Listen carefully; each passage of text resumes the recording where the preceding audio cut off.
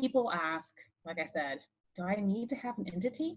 And to run a business, no, you don't have to have an entity.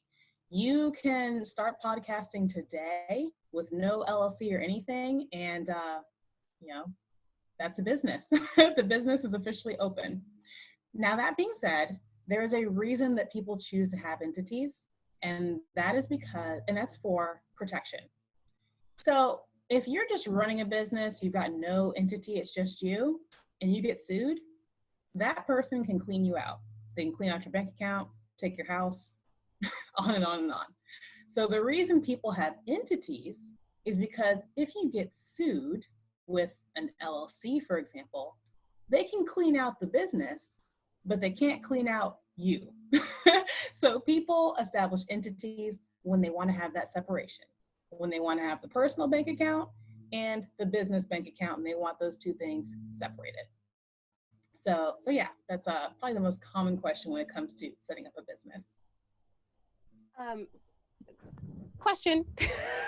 What about taxes? Like when it comes time for taxes, I feel like there are certain write-offs that are like more beneficial because if you start investing in your business, you can make some write-offs to save yourself some money when you're just getting started so that you're not like stuck, right? Am I saying this So right? taxes, let me give a caveat. Taxes work a little different at the state level than they do at the federal level, but I'm going to talk about the federal level since that applies to all of us. Okay. Taxes, whether you are by yourself or whether it's an LLC, work exactly the same because the IRS ignores LLCs. Technically it's called a disregarded entity. So even operating alone, business expenses are still business expenses. That being said, there can be tax advantages to having a corporation that that you won't get when you are by yourself. I'm not a tax lawyer, so it's a little bit out of my depth, but what I would say is that if you're in a situation where you are putting yourself on payroll, or if you're in a situation where you are hiring people, now you're getting into things like payroll taxes.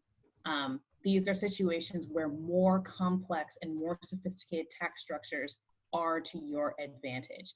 And so the more successful you become, the more taxes you're going to need to pay. But that also means the more mechanisms that are available to you to make your business tax efficient. And that's really the goal. Got it. And that's also like hiring an employee is different than hiring a contractor, which I think a lot of 100%. podcasters probably hire contractors before they hire employees.